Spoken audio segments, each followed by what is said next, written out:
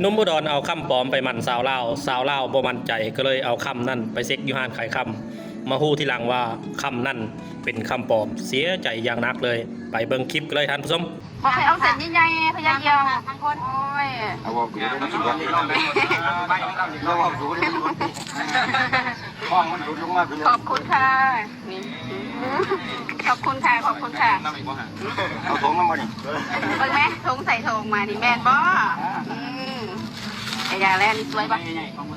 โดยดีใจขอบคุณหลายๆแป๊ดู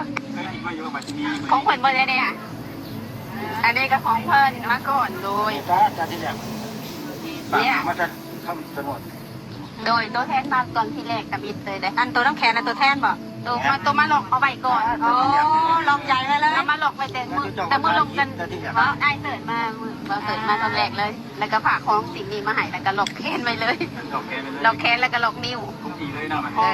บันนี้แล้วก็มาบันนี้หลอกนิ้วหลอกแขนบันนี้หลอกคอพ่อถือว่าล็อกใจไว้ได้ล็อกใจไว้แล้ววันนี้ก็ถือว่าหลอกใจไว้อีก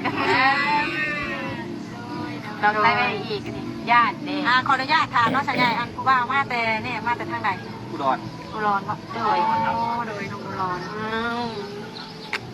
มันเป็นของปลอมใช้พลาสติกมามันเป็นของปลอมแม่นบ่มันบ่เองบ่มันมาจากห้านคำเดียวนี้จะไปเบิ่งอยู่ในห้านคำเป็นบ่เอาบัตรบ่เมื่อนั้นบ่คือว่าทุกคนมันเป็นของปลอมมาจากห้านคำเดียวนี้โดยพากันทูเบิ่งเนาะ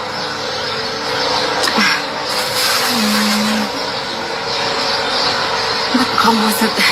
แต่ว่าบ้าตกใจอะไรเติมเนาะเป็นความรู้สึกขอแจ้งความรู้สึกเนาะคือคันว่าเพิ่นก็มีแบบอันนั้นคักแน่ค่ะนะโดยคันสิว่าคิดไปเองกับบ่แม่นแล้วอันนี้ก็คือห้านเพิ่นยืนยันมาให้เลยนะฟ้าจะไปมาเมื่อเช้านี้บ่นี่นะโดยเอาเฮ็ดบ่ได้ตัวเฮ็ดบ่ได้โดยทางเพิ่นว่าเรื่องนี้ก็ฝากเป็นอุทาหรณ์สอนใจให้แก่ผู้แซ่ผู้สาวโดยเฉพาะผู้แซ่ผู้สาวน้อยที่มักผู้เฒ่ามักผู้มีเงินมีคำให้ระมัดระวังเด้อทุกคนเห็นเขาเฒ่าเห็นเขามีอายุเห็นเขาส่งคือสีร่ำคือสีรวยคือสีมีเงินผัดไปเสื้อใจมั่นใจเขาบกกวดสอบอย่างดีระวังเจ้าสิเสียท่าให้เขาคือผู้สาวคนนี้เตือนสติไว้